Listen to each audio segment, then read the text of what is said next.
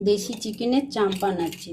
দেশি চিকেন তো তাই জন্য 5টা সিটি দিয়ে নিয়েছি, নাহলে কড়াই হলে অনেক টাইম লাগবে। অল্প ঘি আর সাদা তেল দিয়ে বানাচ্ছি, কেউ যদি চান শুধু ঘি দিয়েও বানাতে পারেন। এবারে দেব কিছু গরম মশলা, শুকনো লঙ্কা, বড় এলাচ, ছোট এলাচ, স্টার, লবঙ্গ, আর দেব জয়িত্রী। হালকা নেড়ে চেড়ে রসুন আর আদা বাটা। এবারে দিয়ে দেবো পেঁয়াজ বাটা, পোস্ত বাটা, কাজু বাটা আর আমন্ড বাটা, ধনে গুঁড়ো, সামান্য একটু হলুদ গুঁড়ো, কাশ্মীরি লঙ্কার গুঁড়ো। আবারও ভালোভাবে কষিয়ে নেব।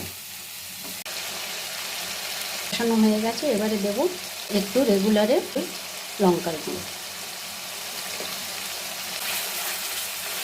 এবারে দিয়ে দেবো চিকেনগুলো। কম আঁচে আস্তে আস্তে হবে, কষিয়ে কম আঁচে বানালেই হয়ে যাবে। যেহেতু দেশি চিকেন ওই জন্য 5টা 6টা সিটি দিয়ে নিয়েছি, নিয়ে এবারে কম আঁচে আস্তে আস্তে হবে।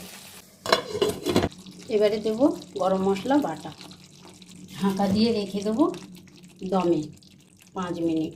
হয়ে গেল আমার চিকেন চাপ।